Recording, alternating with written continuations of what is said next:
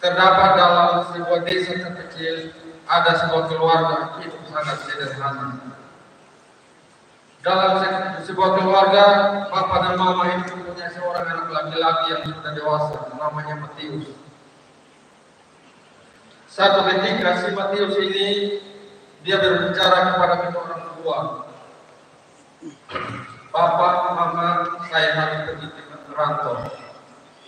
Saya ingin merubah bagaimana pendapatan dalam hidup dan keluarga kita."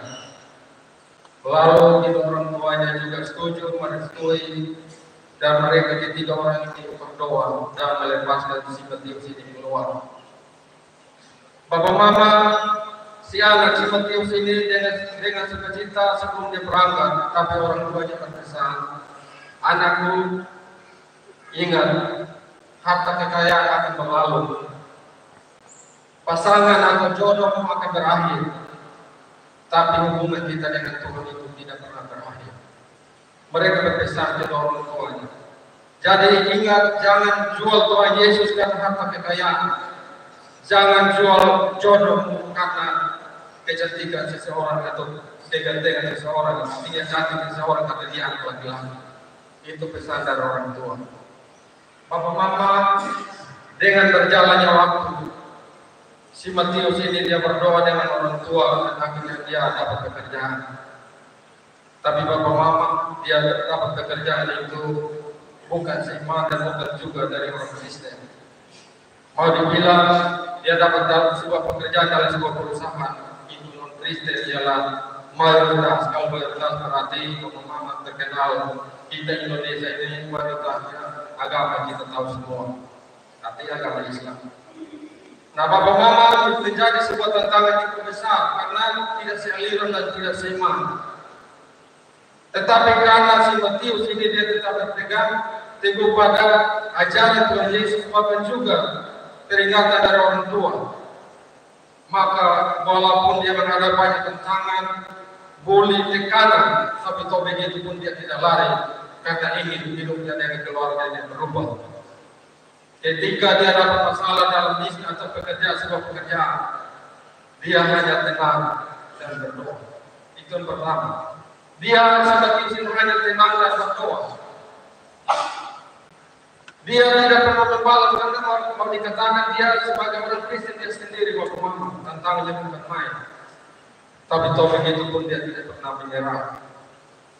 Maka semakin hari, semakin si bos ini melihat, kok ini si Matius ini dia punya tingkah lakunya sangat beda. Malah si Matius walaupun dia sebagai orang yang sangat berkekurangan, tapi dia cukup membantu orang lain, bapak. Walaupun orang membuat jahat terhadap dia, tapi toh begitu pun dia tidak pernah membalas. Dia hanya cukup membantu mungkin teman sekerjanya mungkin dalam kekurangan, kebutuhan dia membantu. Dia tidak peduli walaupun dia hidupnya penuh kekurangan, orang tuanya di kampung di desa itu sangat susah. Tapi karena dia berpegang pada firman Tuhan, bahwanya dengan Allah saja dia tenang. Ketika dia menghadapi masalah, dia duduk tenang dan berdoa. Dia serahkan isi hati kepada Tuhan. Apa itu kunci doa bapak mama? Karena si Matius ini dia menanyakan bahwa doa seseorang itu dia berbicara dengan Tuhan. Maka setiap masalah problem yang dihadapi dia berbicara dengan Tuhan. Karena akhirnya semakin hari dengan berjalannya waktu bapak mama, bos memanggil si Matius ini dalam ruangan. Bos, Matius, kemarin sebenarnya kamu ini agama apa? Matius dengan jujur dengan rendah hati, saya agama Kristen. Karena si bos ini katakan saya cermati beberapa tahun hidup kamu agak lain dari yang lain. Walaupun kamu dibully, walaupun kamu ditekan habis-habisan, toh begitu pun kamu tidak pernah mengeluh, muka tetap berseri, senyum terus, bahkan walaupun hidup masa, tapi toh begitu pun bisa membantu orang lain. Si Matius katakan, saya orang Kristen, saya jaga martabat harga diri saya, ciri khas saya sebagai orang Kristen itu yang saya jaga. Itu yang pertama. Dan kedua, dia katakan dalam diri saya ini ada kuasa Tuhan. Ya. Matius dengan tegar